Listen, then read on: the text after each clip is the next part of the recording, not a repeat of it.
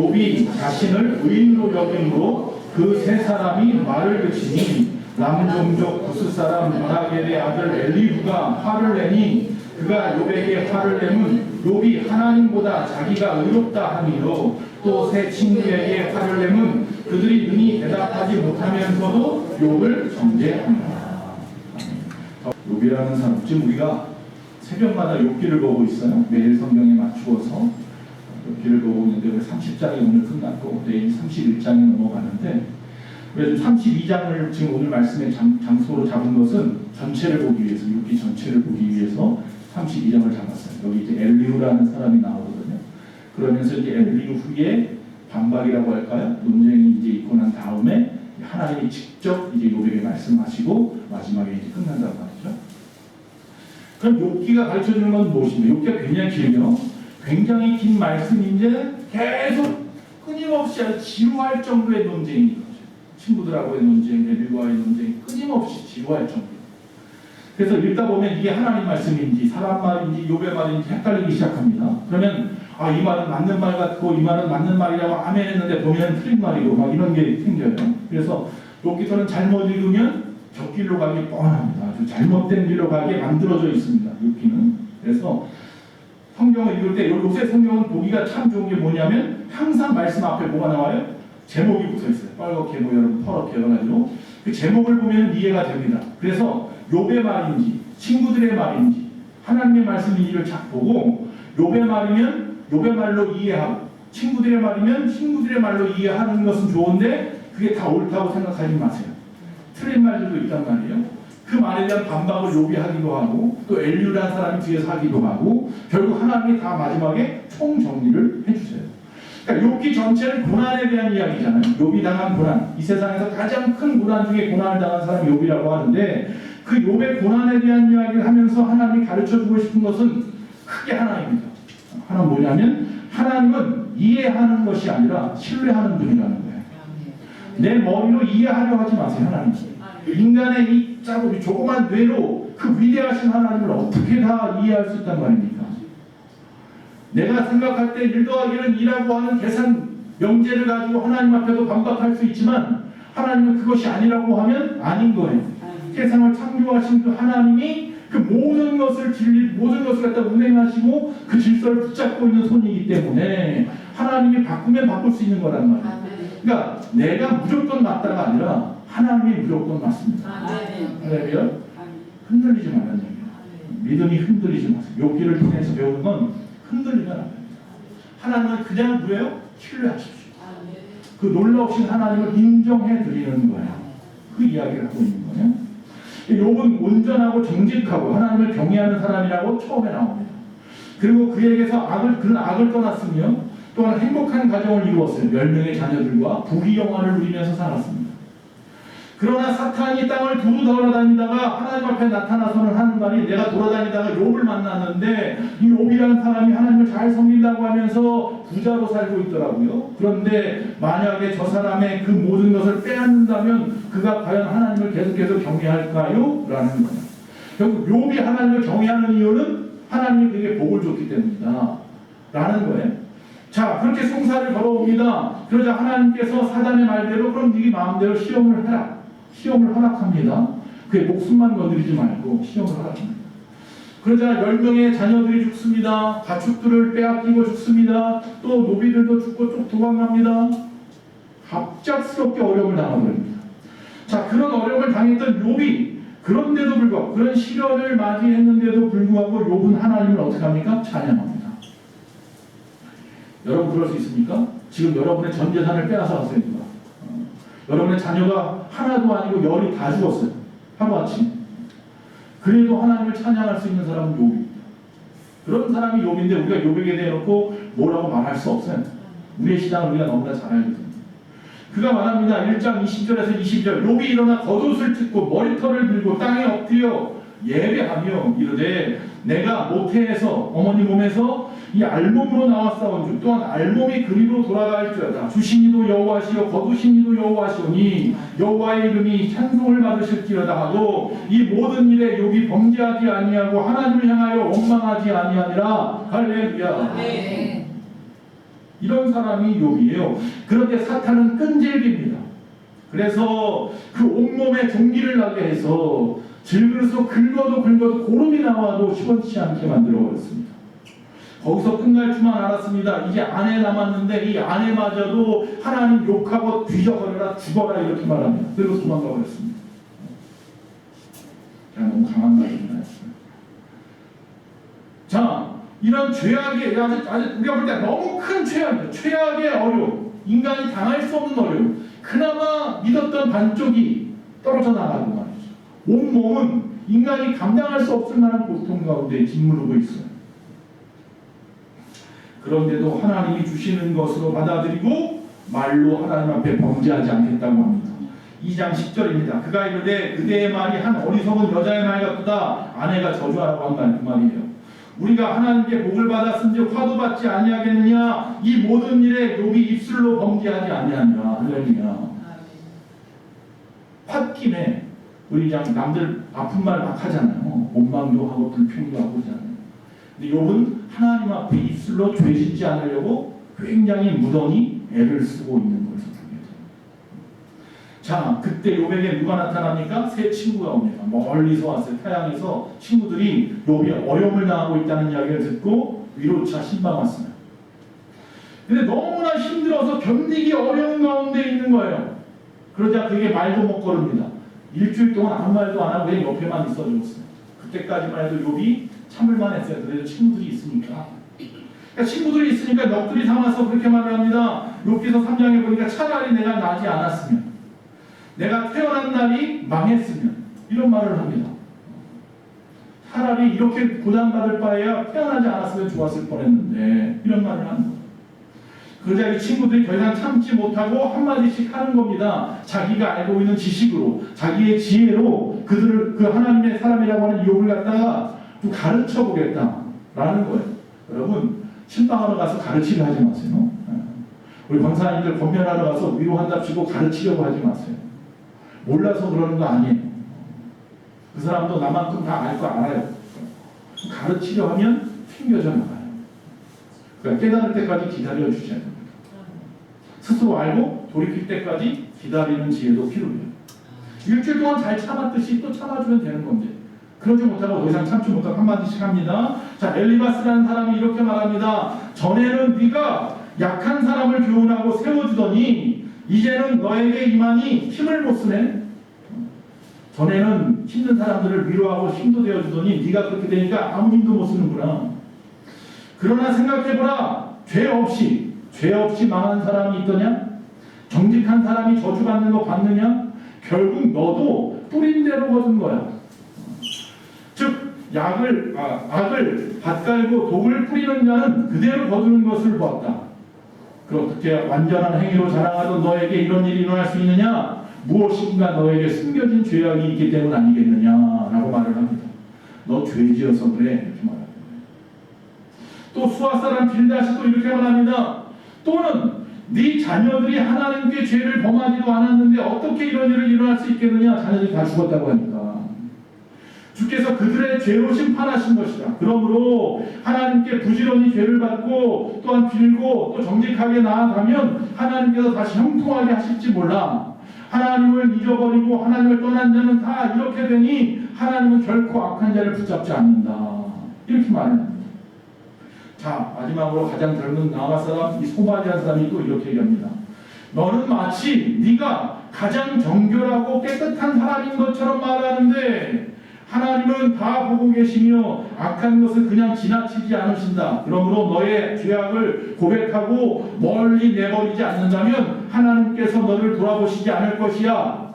악을 버리지 않으면 어디에도 도망할 곳이 없어. 이렇게 욥에게서 책망합니다. 가르치는 거죠.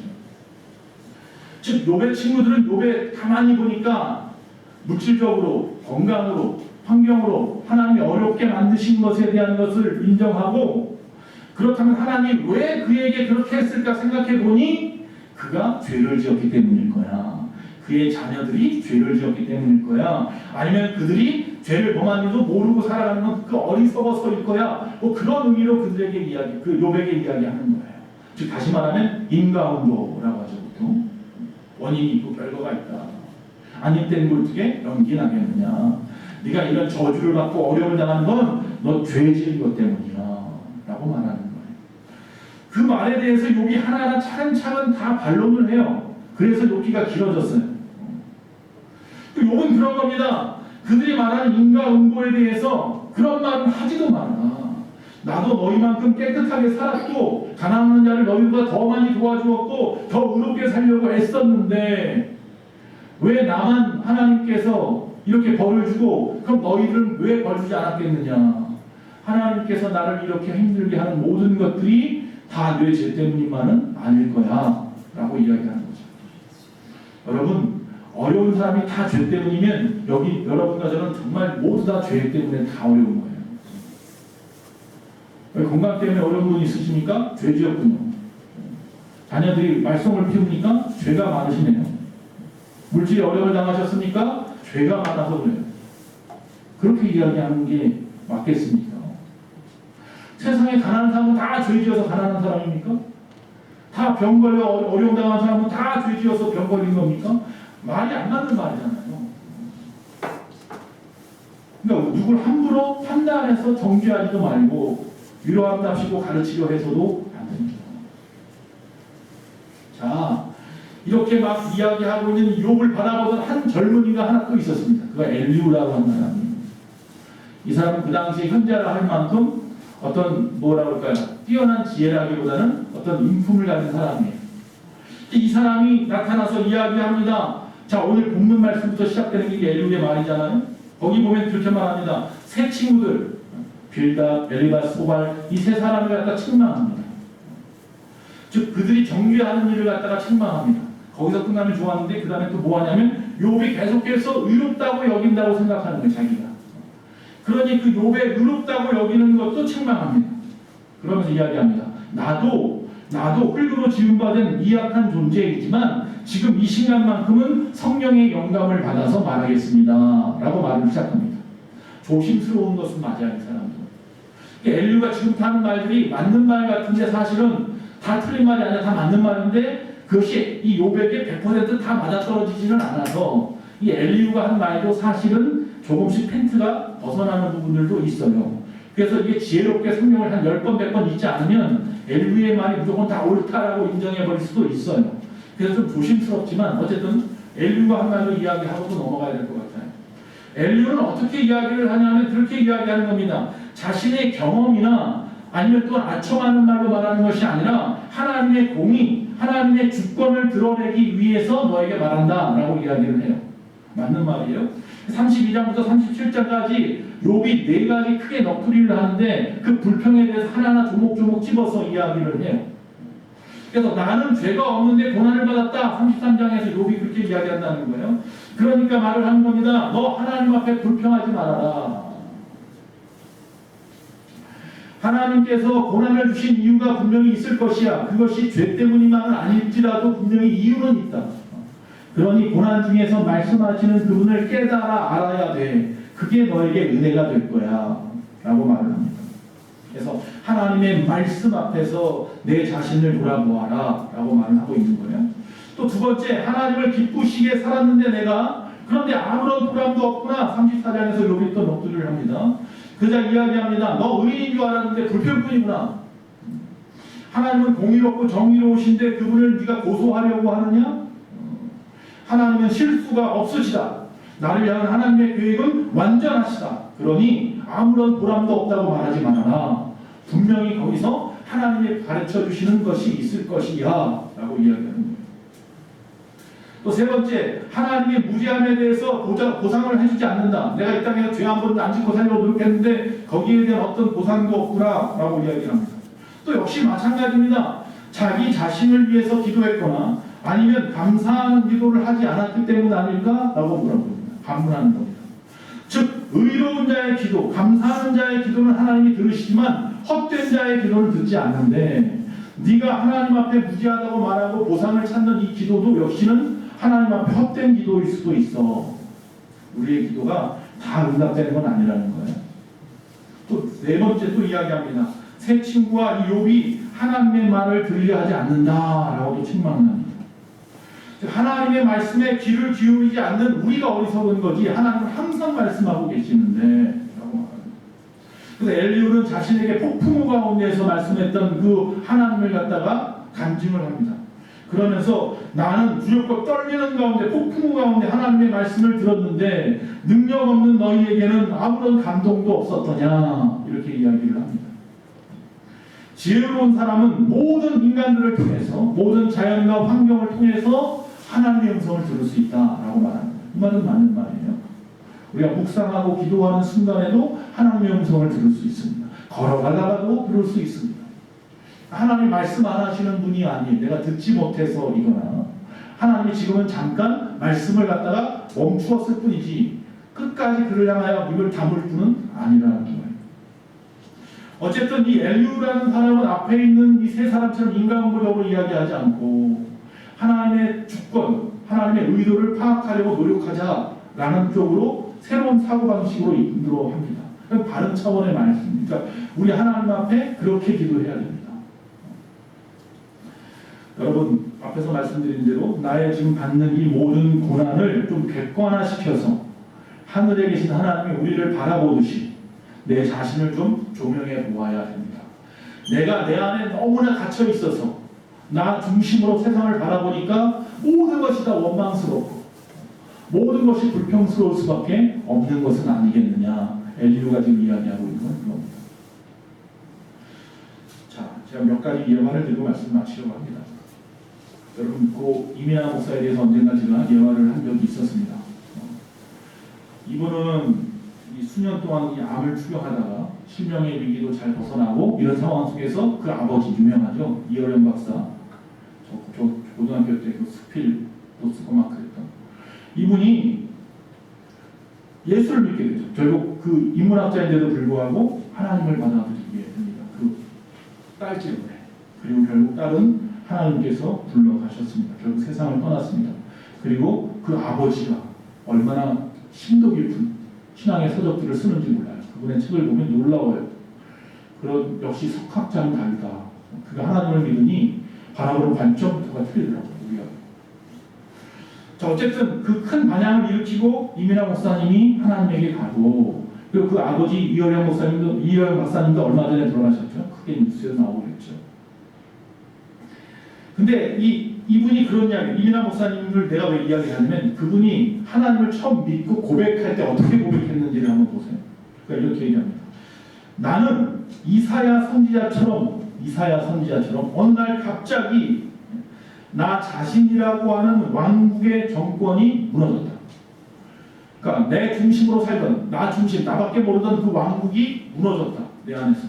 그러니까 이사야 때 왕이 죽었죠. 이사야는 귀족이었잖아요. 그가 믿었던 왕이 우시야 왕이 죽죠. 그리고 야 큰일 났다라고 했던 것처럼 나는 내 안의 왕국이 한순간에 무너졌어. 그리고 이야기합니다. 그리고 그리스도의 왕권이 내 안에 들어왔어. 그러니까 나라고 하는 왕권이 무너지고 내 안에 그리스도라고 하는 분의 왕권이 들어왔다. 그리고 나서 이야기합니다. 그리고 그 그리스도에게 내 자신의 삶의 통치권을 그래서 나는 이양해 드렸어. 모든 통치권을 그리스도에게 이양했다는 거예요. 모든 권력을, 나 자신에 대한 모든 권력을, 내가 나 중심으로 살던 모든 것을 다 그분에게 이양해 드렸습니다. 그리고 그가 바울이 말한 것처럼 고백하는 것이 아까 우리가 찬양했습니다. 이제 내가 산 것은 내가 아니요 내 안에 그리스도가 사신 것입니다. 그런 확실한 하나님을 체험하고 하나님을 만난 경험이 있었던 사람이었고, 그 확실한 경험이 그를 죽는 날까지 변함없는 믿음으로 흔들리지 아니하고 하나님을 이해하게 하지 않고 온전히 하나님의 그 신뢰함 속에 살아갔던 거예요. 욥처럼 어려운 고난의 시간들을 보내면서도 끊임없이 주님만을 의지했던 그의 모습을 발견하게 되는 거죠. 자, 38장 이후에 욥이 이 하나님을 만나면서 이야기하는 것은 뭐냐면 내가 고통 가운데 하나님을 배웠습니다 라고 고백을 합니다. 여러분, 하나님을 뵙고 싶습니까? 하나님을 보기 원하신다면 고통이 기회입니다. 그가 이야기하는 겁니다. 내가 귀로만 들었었는데 귀로만 들었던 그 하나님을 폭풍우 가운데서 뵙게 되었습니다. 그러나 그동안 의롭다고 여기던 내 자신이 얼마나 초라한 의인이었는지 그것을 알게 되었습니다. 그리고 죄를 뒤집어쓰고 하나님 앞에 회개하죠. 나 의롭게 살려고 노력했는데 라고 이야기하는 그가 폭풍 속에 하나님의 음성을 듣고 나서는 두렵고 떨리는 거예요. 내가 얼마나 죄가 많았으면 경찰만 지나가도 덜덜 떨리지 않고 죄짐이 없는 것 같은데 하나님의 음성을 들은 이 마음이 어떻겠어요? 그런데 하나님이 그에게 뭐라고 말씀하셨는지 아실까요? 좀 엉뚱해 보이는 말씀을 합니다. 그건 뭐냐면 너의 그 새 친구를 위하여 빌어라, 기도해라. 소발 빌닷 엘리바스 말하는 거예요. 자기가 인간 뭐 책망하잖아요. 너 죄 지어서 그랬어 막 그랬던 그 친구들을 위해서 기도해요. 좀 엉뚱해 보이는 하나님의 음성이었어요. 그러나 욥은 그들을 위해서 하나님 앞에 제사 지내면서 기도했습니다. 그리고 났더니 하나님께서 그의 모든 재산도 모든 가정도 갑절의 복을 주셨더라. 이전에 더하여 더블로 주셨습니다. 왜 그랬을까요? 이제 욥이 사단을 이긴 거예요. 사단이 더 이상 욥을 건드릴 건덕지가 없어요. 주신 이도 하나님이고 취하시는 분도 하나님이라고 하는데 그런 사람을 내가 건드리려고 잘못했구나. 오히려 하나님 앞에 더 친밀해졌구나. 오히려 이 사건을 통해서 하나님의 그 위대하심 앞에 내가 얼마나 부족하고 연약한 죄인인지 깨닫게 된 것은 누구다? 사탄이었던 사탄. 내가 무슨 짓을 한 거야? 감히 하나님 앞에. 정말 중요한 것은 인과응보가 아니라요. 여기서 말하는 것은 관계에 대한 이야기거든요. 관계. 하나님과의 관계, 인간과의 관계. 그래서 성경은 끊임없이 우리에게 두 가지 이야기합니다. 하나님을 사랑하고 내 이웃을 내 몸과 같이 사랑하라. 이 두 가지. 그러니까 욥기서는 우리에게 가르쳐주는 것은 관계, 신뢰성을 갖다 회복하라는 거예요. 하나님에 대한 신뢰성을 회복하십시오. 인간관계를 회복하십시오. 관계에 대한 이야기를 하고 있는 것이 바로 이 욥기서인 거예요. 자, 예전에는 욥이 어떻게 하나님 앞에 기도했는지 가만히 보세요. 욥이 틀린 기도한 건 아닌데 가만히 보면 욥의 기도는 뭐였냐면 자기의 가족과 자신의 재산의 안전을 위해서는 기도했어요. 이웃을 위해서 기도하지 않았어요. 다시 말하면 온전히 나 중심으로 하나님 앞에 기도한 사람이에요. 그 잘못된 거 아니에요. 여러분 가족을 위해서 기도하셔야 됩니다. 근데 재산을 위해서 기도하십시오. 그러나 거기에만 묶이지는 마십시오. 이제는 어떻게 합니까? 친구와 이웃을 위해서 기도하기 시작합니다. 그냥 그전에는 가난한 사람, 불쌍한 사람을 도와주기는 했었지만 그를 위해서 진정으로 기도하지 않았었는데 이제는 그들을 위해서 기도하기 시작합니다. 그 뭐예요? 사랑이 들어가기 시작합니다. 동정심이 아니라 이제는 진솔한 하나님의 그 사랑이 흘러가는 거예요. 전도는 그렇게 하는 거예요. 동정으로 하는 게 아니라 관심으로 하는 게 아니라 하나님의 사랑을 흘려보내는 거예요. 그래서 바울이 나는 빚진 자라고 내가 복음을 전하지 않으면 내게 화가 미치리라. 하나님이 나에게 보내주신 그 생명의 사랑을 내가 흘려보내지 않았으니 말이죠. 욥기는 오늘 그런 것을 이야기하고 있습니다. 그래서 이제는 그가 하나님의 그 의로우심 앞에서 겸손할 수 있었고 그래서 하나님은 그에게 더 풍성한 것으로 허락했는지 모르겠습니다. 여러분 욥기서를 통해서 하나님과의 관계를 회복하시는 저와 여러분 되시기를 바랍니다. 신소영 씨라고 하는 그 옛날 그 작가, 방송국 작가이면서 스펠도 쓰고 막 그런 분이 계신데 그분의 그 책 중에 이런 책이 있습니다. 어느 날 하나님이 내게서 사라지셨다. 어느 날 하나님이 내게서 사라졌다. 이건 저도 고등학교 때 경험했던 것이고 신앙생활 하다 보면 몇 년 정도 하다 보면 이런 경험들을 한 번 두 번은 해요. 하나님이 없는 것 같이 느껴지는 거예요. 고난 가운데 있을 때 특히 그렇죠. 내가 끊임없이 이 문제를 해결하려고 하나님을 부르짖고 또 부르짖고 열심히 하는데 변화되는 것이 없다 보면 하나님이 안 계신 것 같이 느껴질 때가 있죠. 자, 여기 분명히 이야기합니다. 어느 날 하나님이 내게서 사라졌다. 이건 자신의 이야기가 아니에요. 자신의 신앙 간증이 아니라 성경의 인물들을 갖다 이야기를 해요. 근데 참 재미있게 표현을 합니다. 노아를 갖다 뭐라고 말해요? 왕따 노아. 그 다음에 잘난 요셉. 그리고 불꾼 베드로. 화를 다 내요. 불끈 베드로. 이 세 사람들을 갖다가 주인공으로 세워요. 그래서 이 세 사람들이 하나님을 놓쳐버리고 어두운 가운데 있었던 시간들을 갖다가 찾아내요, 성경에서. 그리고 그들이 그 하나님이 사라졌다고 느끼는 그 상황 속에서 어떻게 회복되어져 가는지에 대한 이야기를 갖다가 쓴 책이 이 책이에요. 재미있어요. 여기에서 제가 이제 보고 싶은 건 요셉에 대한 부분만 한번 보려고 하는 겁니다. 제가 앞에서 그랬어요. 오늘 하나님이 내게서 사라지셨다. 저도 고등학교 때 정말 신앙생활 열심히 하려고 했는데 여러 가지 어려움을 당하고 힘든 상황 속에서 시험을 보다가 중간고사인지 기말고사, 오늘 새벽에도 얘기했는데 기말고사가 시험을 보다가 뭐 유레카라고 할까요? 주여 하고 그냥 온몸에 소름이 돋을 정도의 기억이 지금도 그 기억을 잊어버릴 수 없는데 하나님이 안 계신가? 내가 잘못된 신앙 갖고 있는 건가? 기독교는 거짓인가? 막 이런 불안한 속에 있었어요. 하나님이 기도하는데 응답 안 하는 것 같거든요. 성적도 안 오르고 가정 형편도 나아지지 않고 상황이 좋아지지 않아요. 그 고등학교 때 시험을 보러 갔는데 시험을 보는데 선생님이 뭐에 감독하러 왔다 갔다 하잖아요. 선생님이. 근데 뭐 한 문제가 너무 궁금한 거예요. 이거 지금 배운 거 분명히 배웠는데 생각이 안 나요. 뭐예요? 물어보고 싶은 거예요. 선생님 이거 좀 가르쳐주세요. 물어보고 싶은데 지금 뭐 하는 중이에요? 시험 보는 중이에요. 그래서 물어볼 수가 없어요. 물어보면 부정행위예요. 이미 다 가르쳐줬잖아. 그 말밖에 하실 게 없단 말이에요. 그때 그 감격은 잊을 수가 없어요. 내가 지금 하나님 앞에서 시험 보는 시간이구나. 그전에는 수업 시간 아니어도 쉬는 시간이라도 쫓아가서 물어보면 교무실에도 데려가서 앉혀놓고 가르쳐줬단 말이죠. 이건 이거고 저건 저거고 하면서 다 가르쳐줘요, 선생님이. 내가 물어보는 거 하나도 빼놓지 않고 다 응답하셨단 말이에요. 그런데 딱 그 시간만큼 지금까지 배운 것을 갖다가 다시 한번 다 돌아보는 그 시험 시간만큼은 하나님이 아무 말도, 선생님이 아무 말도 하지 않아요. 네가 알아서 이제는 풀어봐 라고 하는 시간이었던 거예요. 그걸 깨달을 때 그 감격을 잊어볼 수 없어요. 평생 가요, 그 마음. 지금까지도 가는 거예요. 그래서 하나님을 신뢰하는 거예요. 아무리 힘들어도 신뢰하는 거예요. 지금 하나님이 나에게 지금 시험 보고 계십니다. 뭐 그렇게 성경 읽다 깨달은 건 너무 많아서 다 표현할 수 없지만 오늘 말씀에 이 신수영이라는 작가가 저하고 똑같은 걸 지금 경험한 것 같아서 지금 이야기를 하는 거예요. 여기서 그 얘기예요. 요셉이 감옥에 있을 때 옆에 같이 있던 그 제수에게 이렇게 이야기했을 거라고 생각하면서 이제 소설처럼 쓴 거예요. 성경 내용을. 뭐라고 되어 있냐면 거기에 보면 어렸을 때 노예로 이집트로 끌려오면서부터 지금까지 수많은 일을 겪었습니다. 요셉이 이야기하는 거 옆에 있는 거라는데.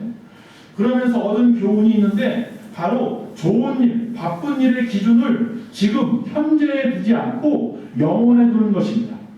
지금은 나쁜 일처럼 다가오는 일도 시간이 흐른 뒤에 보면 꼭 나쁜 일만은 아니었습니다. 즉 하나님의 관점, 즉 영혼의 관점에서 보면 보이는 것에 일희일비하지 않을 수 있습니다. 그 옆에 사람이 그게 자네 생존 방식인가? 그러니까 요셉이 하하 웃으면서 그런 셈이죠. 철저히 하나님의 주권을 인정하고 하나님에 의해 이끌리는 삶. 처음에는 그 수동성이 몹시 불편했지만 하나님은 저를 그런 체질로 변화시키고 계셨습니다. 이 감옥은 그런 체질을 개선하고 또한 변화시키는 훈련소인 셈이죠. 저의 억울함을 풀어주는 것은 그분의 몫이지 내 일이 아니라는 것을 뒤늦게 깨달았습니다. 그분의 영역은 그분께서 하시도록 맡겨드리고 나는 내 할 일을 할 뿐입니다. 내가 할 것은 수동성의 믿음으로 체질을 바꾸는 것이지 하나님은 내게 인내라는 카드를 사용하셨습니다. 인내를 통해 저는 그분이 이끄시는 대로 사는 수동성이야말로 그 어떤 나 중심의 능동적인 삶보다 어마어마한 에너지가 필요함을 배웠습니다. 또 그 수동성은 능동성을 뛰어넘는다는 것도 배웠습니다. 이해하십니까? 오늘 또 지금 현재에다가 모든 것을 맞춰서 바쁜 거 우선순위를 정하지 말라는 거예요. 영혼에다 두라는 거예요. 하나님에게 맞추라는 거예요. 이렇게 말할 수 있는 요셉은요. 왜 이렇게 말할 수 있냐면 가만히 생각해 보세요. 요셉이 형제에게 팔렸습니다. 그리고 보디발 장군 집에 가서 노예 생활을 하는데 잘 되어져 가는 것 같았는데 보디발 장군 아내에 의해서 또 감옥에 갇혔습니다. 여기서도 꿈도 풀어주고 막 그래서 좀 뭔가 잘 될 줄 알았더니 시간이 지나도 아무도 말하는 자가 없었습니다. 그러다 결국 꿈을 풀어주고 바로의 대신이 되고 애굽의 총리가 되었습니다. 그리고 자기 형제들을 만났고 그들이 가나안하고 기근을 만나서 애굽에 들어오게 돼서 그들을 갖다가 만났습니다. 그때에 그들에게 자기의 형제들에게 이야기하잖아요. 너희들이 나를 갖다 팔아버린 것 같지만 하나님의 계획하심이었다. 그러니까 그 당시 현재라는 시간, 그 시간에다 맞춰보면 억울한 일이고 힘든 일이야. 그러나 영원이라는 시간, 하나님의 시간에다 맞춰보고 관점으로 보니까 그 모든 시간들이 있었기에 오늘 내가 있고 내가 이렇게 바로 대신에 애굽의 총리가 된 것은 나 혼자 잘되게 하시는 것이 아니라 우리 백성을, 이 백성을 구원하시기 위한 하나님의 큰 그림이었다. 여러분의 지금의 고난은 시간이 지나고 나서 하나님의 큰 그림으로 나타날 것입니다.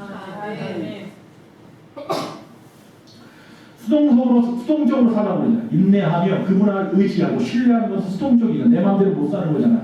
근데 그렇게 살아서 성공한 사람들이 능동적으로 살 줄 아는 사람이 돼요. 즉 예수 믿고 능동적으로 사는 사람은요, 세상에서 나 중심으로 능동적으로 사는 사람하고는 전혀 다른 모습이에요.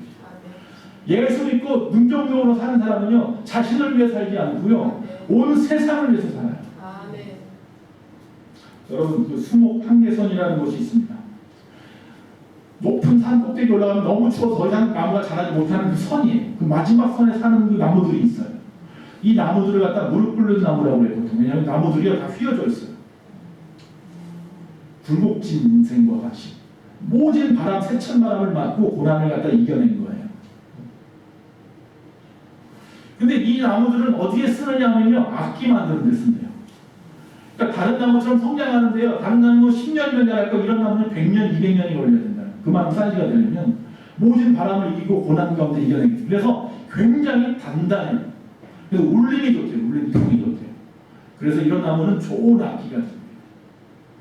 여러분, 울림이 좋아서 좋은 악기의 재료로 쓰이는 이 무릎 꿇은 나무, 수목 한계선에 있는 이 나무처럼 고난과 고통을 버텨내고 이겨내면 여러분도 저도 영적인 울림이 좋은 하나님의 사람이 될 줄로 믿습니다. 아멘. 고난을 이기고 내적인 치유를 통해서 영혼의 울림이 좋은 사람들이 있습니다. 욥이 그랬고요. 오늘 요셉이 그랬고요. 우리의 성원교회 바로 저와 여러분이 그런 줄로 믿습니다. 아멘. 한 사람만 더 소개하고 마치겠습니다. 독일의 히틀러 정권 때에 그에게 저항했다가 39살의 나이로 1945년 4월 9일 교수역 목이 메어서 죽임을 당한 한 목사님이 계십니다. 그의 이름은 디트리 본 페퍼입니다. 신학자들은 이 사람을 놓고는 신학 공부를 할 수가 없어요. 이 사람이 쓴 책이 나를 따르라라고 하는 유명한 책을 쓰신 분입니다. 근데 이분은 부유한 가정에서 태어났기 때문에요, 그냥 대충 그냥 독일에서 태어났지만 독일 정권에 타협만 하면 부족함이 없는 사람이었어요. 근데 미국으로 가서 공부를 하고 거기서 이제 교수직도 얻을 수 있는 상황이었는데 독일의 이야기 사정을 보니까 녹록지가 않은 거예요. 히틀러라는 사람이 갑자기 나타나고 독일에 있는 교회들, 제국교회라고 하는데 이 제국교회들에서는 오히려 하나님께서 이 독일을 구원하기 위해서 히틀러를 보냈다고 해요. 히틀러 우상화에 빠져있는 교회의 모습들이 탐담함을 느꼈어요. 더 이상 여기서 나 혼자 잘 살고 잘 사는 게 아니다. 다 내팽개쳐버리고 젊은 나이에 다시 독일로 오죠. 독일로 와서 거기서 이제 고백교회라고 하는 교회를 여러 사람 같이 세워놓고 방송국을 차리죠. 그리고 끊임없이 독일에다 방송해요. 히틀러가 잘못한 거 있다. 목숨 걸고 하는 거예요. 자, 결국 그런 일이 있고 난 다음에 1947년 이후에 결국 잡혀가게 됩니다. 발키리 작전이라고 혹시 그런 영화도 있어요. 발키리 작전이라고 해서 총통 암살 작전, 폭탄을 갖다가 심어놨는데 불발로 끝난 거였죠. 그러면서 주동기아들을 막 찾아내다가 이분도 잡혀가게 된 거예요. 그렇게 해서 잡혀간 그는 결국 거기서 죽임을 당할 수밖에 없었던 거죠. 옥에서 옥중 생활을 하면서. 그가 쓴 이 나를 따르라 1937년에 썼는데 그 나를 따르라라고 하는 그 책에 보면 아주 유명한 게 하나 있어요. 이걸 갖다가 가지고 이제 막 학교에서 신학교 때 그냥 토론하고 막 그러는데 값싼은혜라고 하는 말을 이분이 처음 써요. 값싼은혜. 칼바르트라고 유명한 그 당시 신학자가 보네포라는 사람 보고 놀랐어요. 젊은이가 대단한 태양이다. 앞으로 큰 학자가 되겠다. 그랬는데 그만 죽임을 당했지만 어쨌든 값싼 은혜는 그런 겁니다. 그가 말하는 값싼 은혜는 죄에 대한 고백도 없이 성만찬을 하고 또한 세례를 받고 죄에 대한 회개도 없이 용서함을 받을 수 있다고 하고 또 복받을 수 있다고 하는 그런 설교를 하는 것. 하나님의 은혜를 싸구려 은혜로 만들어버렸다. 이렇게 말합니다.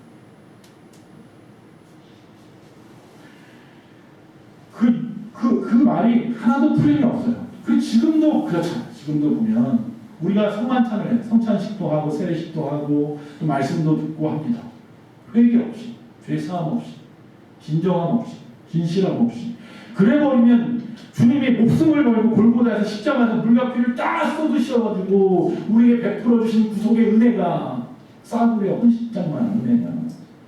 아무나 그냥 그렇게 말하거든요. 대충 신앙생활 하면 돼요. 대충 세상 거 다 즐길 거 다 즐기면서 그러면서 거룩한 척하면 다 그냥 거룩한 거예요. 그러면서 교회 나와서 나 복 주세요. 그러면 하나님 다 복을 줘야 됩니다. 그 이야기 하는 건 아닙니다. 그래서 그런 마음으로 행동 있는 신앙에 대한 이야기를 해요. 그래서 어떤 면에서 보면 좀 자유주의 신학자인 면도 있어요. 그러나 행동주의적인 신앙을 이야기하고 결국 히틀러를 암살하는 일에 앞장서는 사람이기도 해요. 목사님입니다. 그것만이 이 민족이 바로 서는 것이다. 결국 그분 죽임을 당하고 나서 3주 후에 히틀러가 자살을 해서 조금만 더 살았더라면 자유로운 것을 보았을 텐데. 그리고 한 달 후에 독일이 항복선언을 하죠. 이미 죽은 다음에 교수형을 당한 다음에 39살까지. 그가 죽기 전 해에 편지 하나를 성탄절 카드를 약혼녀가 있었어요. 약혼녀에게 보냅니다. 그러면서 거기에 시를 한 편 써가지고 보냈어요. 자기가 지금 이 어려운 고통 가운데 있으면서 하나님께서 나는 지금 떠나지만 이 독일 땅을 사랑하셔서 다시 변화시킬 것이다 라는 거였어요. 나중에 히틀러 때문에 독일이 망한 다음에 많은 사람 독일 욕을 하잖아요. 손가락질을 하고 막 그런단 말이에요. 그러나 그 안에 오네코라는 사람을 비롯한 이런 사람들이 있었다라는 것 때문에 독일이 지금 이렇게 떳떳하게 설 수 있었던 거예요. 그런 사람이 있었기 때문에 그 나라의 총리나 대통령들이 무릎을 꿇고 사죄하는 거예요. 우리 옆나라와 같지 않고 독일은 그 몇몇 사람들이 있었기 때문에. 그 시를 제가 한번 읽어드리겠습니다. 앞에 써놨는데 그 선한 힘에 고요히 감싸여 놀라운 평화를 누리네. 잘 죽을 거 알면서 쓰는 거예요. 기나긴 허물 어둠의 날들이 무겁게 내 영혼을 짓눌러도 오 주여 우리 외면치 마시고 약속의 구원을 이루소서. 주께서 밝히신 작은 촛불이 어둠을 헤치고 타오르니 그 선한 힘이 우리 감싸시니 믿음으로 일어날 일을 기대해. 주 언제나 우리와 함께 계셔 하루 또 하루가 늘 새로워. 지금 아직 아무런 일도 일어나지 않았어요. 많은 사람이 잡혀서 지금 죽음 앞에 있어요. 이 사람만 죽은 게 아니라 수많은 사람이 죽었어요. 그런데도 그는 그 희망을 놓지 않았단 말이에요. 이런 사람이 욥이고요. 그런 사람이 요셉이고요. 그런 사람이 바울이었어요. 그래서 그 복음이 흘러 우리에게까지 들어왔고 이 땅에도 100여 년 전에 수많은 사람이 이런 믿음으로 살았어요. 이런 사람들이 능동적인 신앙을 하는 거예요. 그러니까 수동적인 믿음이 있는 자들이 능동적인 행동을 할 줄 아는 거예요. 욥이 내적 치유 후에 갑절의 복을 받았으면 그것 가지고 뭐 했겠어요? 혼자 또 자기만 잘 먹고 잘 살았을까요? 능동적으로 살았겠죠. 여러분이 내적인 치유함을 원하십니까? 그럼 그 다음에 뭐 할 건데요? 그래서 그 다음까지 생각할 수 있는 저와 여러분이 되시기 바랍니다.